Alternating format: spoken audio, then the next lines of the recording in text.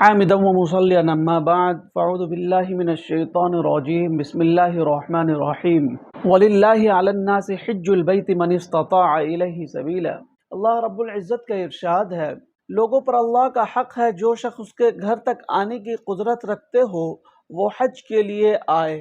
اللہ کے نبی صلی اللہ علیہ وسلم نے ارشاد فرمایا، بنیادی طور پر اسلام کے 5 ارکان ہیں۔ بنی الاسلام علی خمس، شہادت اللہ الہ الا اللہ و اقام الصلاۃ و ایتاء الزکاۃ والحج و صوم رمضان۔ اس میں ایک رکن اللہ کے نبی صلی اللہ علیہ وسلم نے حج کو قرار دیا۔ اللہ تعالیٰ نے اپنے بندوں کے لیے جو مختلف طریقے تجویز فرمائے ہیں ان میں سے ہر طریقہ نرالی شان رکھتا ہے۔ مثلا نماز کی ایک الگ شان ہے، روزہ کی ایک الگ شان ہے، حج کا ایک الگ شان ہے، زکوٰۃ کی ایک الگ شان ہے۔ عام طور پر عبادتوں کو 3 حصوں پر تقسیم کیا جاتا ہے۔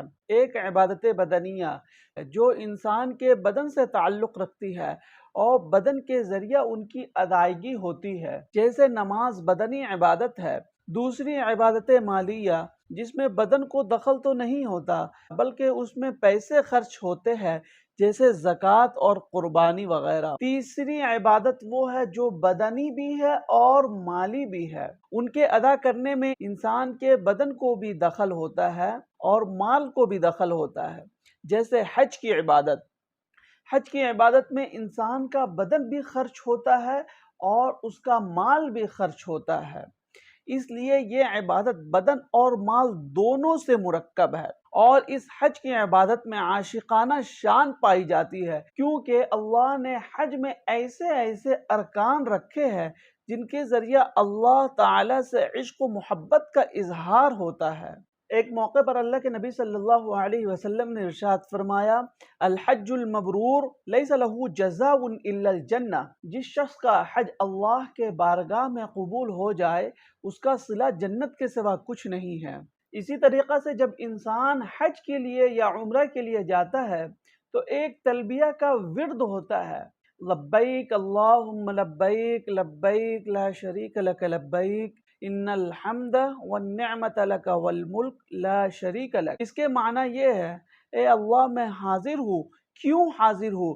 اس لیے کہ جب حضرت ابراہیم علیہ السلام نے بیت اللہ شریف کی تعمیر فرمائی تھی اس وقت اللہ تعالیٰ نے ابراہیم علیہ السلام کو حکم دیا، وَأَذِّن فِي النَّاسِ بِالْحَجِّ يَأْتُوكَ رِجَالًا وَعَلَىٰ كُلِّ ضَامِرٍ يَأْتِينَ مِنْ كُلِّ فَجٍّ عَمِيقٍ۔ اے ابراہیم لوگوں میں یہ اعلان فرما دے کہ وہ اس بیت اللہ کے حج کے لیے آئے۔ چنانچہ جب حضرت ابراہیم علیہ السلام نے ایک پہاڑ پر چڑھ کر یہ اعلان فرمایا کہ اے لوگو یہ اللہ کا گھر ہے، اللہ کے عبادت کے لیے یہاں آؤ، یہ اعلان آج سے تقریباً 5000 سال پہلے کیا گیا تھا۔ آج جب کوئی عمرہ کرنے والا یا حج کرنے والا حج یا عمرے کے ارادہ سے آتا ہے وہ حقیقت میں حضرت ابراہیم علیہ السلام کے جواب دیتے ہوئے یہ کہتا ہے، لبیک اللہم لبیک، اے اللہ میں حاضر ہوں اور بار بار حاضر ہوں۔ اور جس وقت بندہ یہ کہہ دیا کہ میں حاضر ہوں اسی وقت سے احرام کی پابندیاں شروع ہو گئی، چنانچہ اب وہ سلا ہوا کپڑا نہیں پہن سکتا، خوشبو نہیں لگا سکتا، بال نہیں کاٹ سکتا، ناخن نہیں کاٹ سکتا، اپنی جائز نفسانی خواہشات بھی پورا نہیں کر سکتا۔ یہ حج کے متعلق کچھ اہم اور بنیادی باتیں تھی جو میں نے آپ کے سامنے رکھی۔ انشاءاللہ تفصیل سے اس کی گفتگو ہوگی۔